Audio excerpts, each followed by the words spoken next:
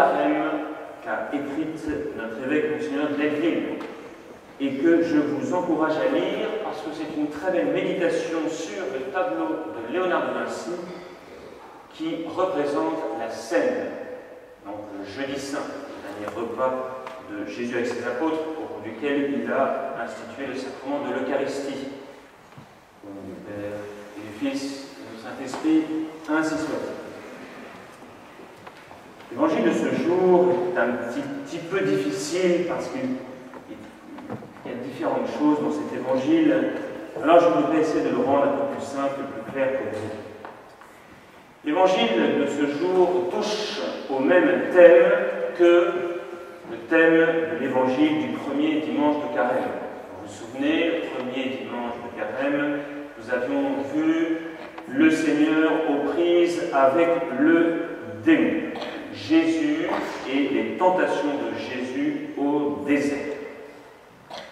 Aujourd'hui, le thème de l'évangile est le même, dans ce sens où ce qui est commun à ces deux évangiles, c'est le combat spirituel. Autant dans le premier dimanche de Carême, c'était le combat de Jésus, le combat spirituel de Jésus, autant aujourd'hui, ce troisième dimanche, il s'agit de notre propre combat spirituel.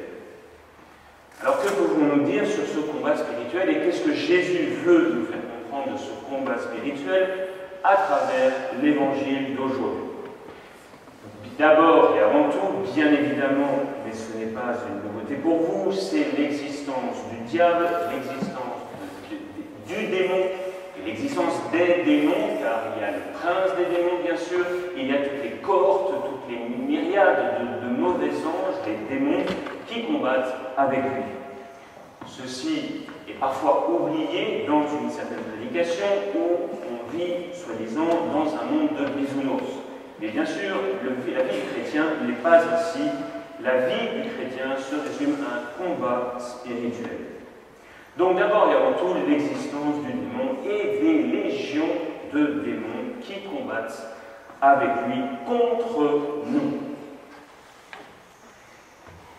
Deuxième chose que nous enseigne l'évangile d'aujourd'hui et que le Seigneur veut nous enseigner et nous dit aujourd'hui, c'est que ce combat spirituel se résume à un choix entre deux options.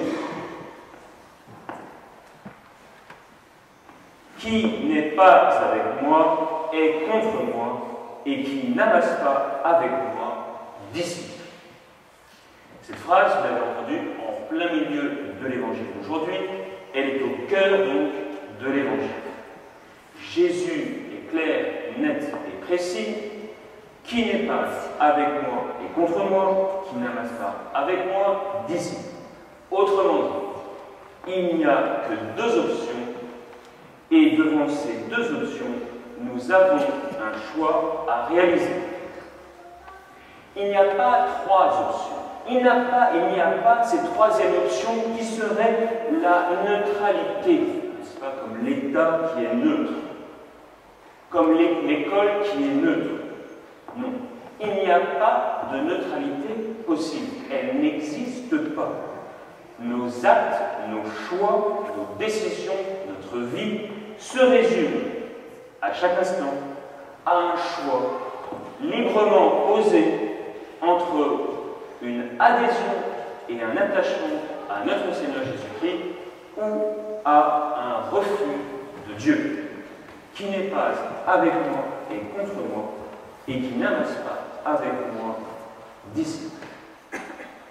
C'est un peu comme de dire que, voyez-vous, pour prendre un exemple, on est à l'heure à la messe ou on n'est pas à l'heure à la messe. Vous voyez, c'est aussi simple que ça. Soit on est à l'heure, soit on n'est pas à l'heure. Et voilà, ici, évidemment, vous voyez bien pourquoi j'ai choisi cet exemple qui va si bien dans cette communauté. C'est un peu ce que disait aussi Shakespeare, c'est to be or not to be.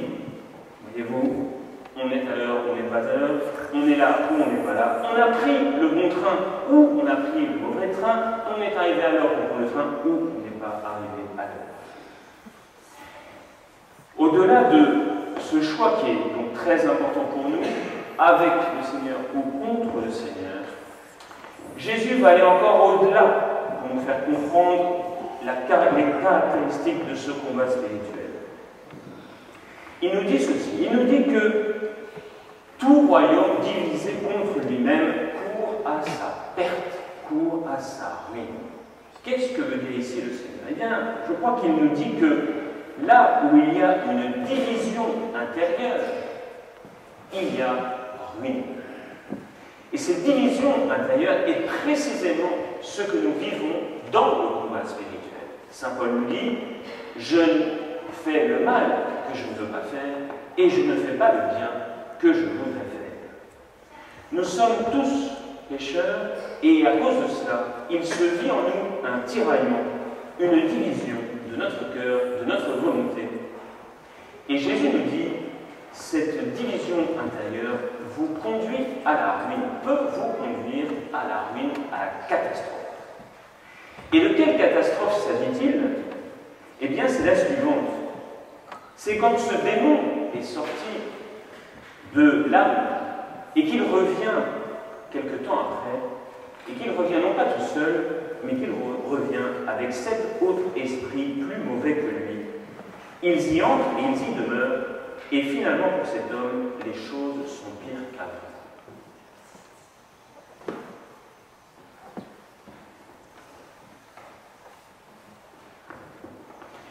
Bien, chers frères, il faut que nous fassions bien attention, car en effet, vous et moi, nous avons été baptisés, nous avons reçu beaucoup de grâce. Et vous continuez à recevoir la grâce de manière permanente, parce que le Seigneur habite dans vos cœurs, et parce que vous recevez les sacrements.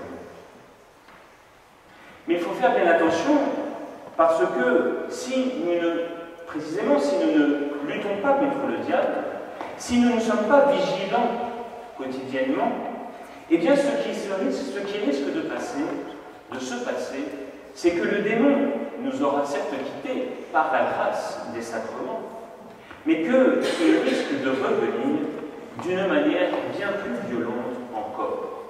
Et peut-être que parmi vous, certains se sont rendus compte de cela.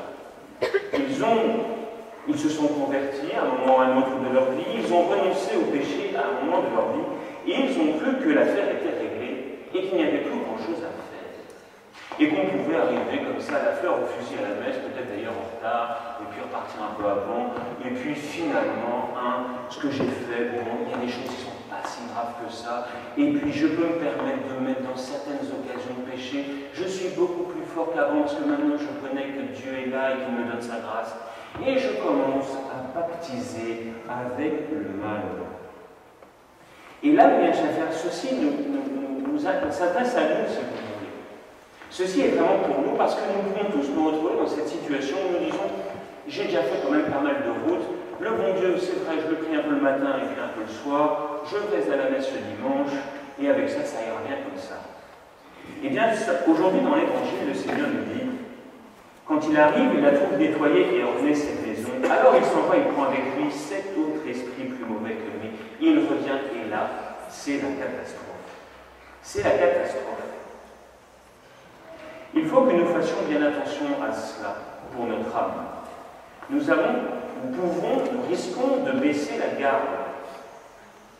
Nous risquons de ne plus être à notre poste de garde, à être vigilants. Et à ce moment-là, c'est là où nous risquons d'être piégés et pour de bon.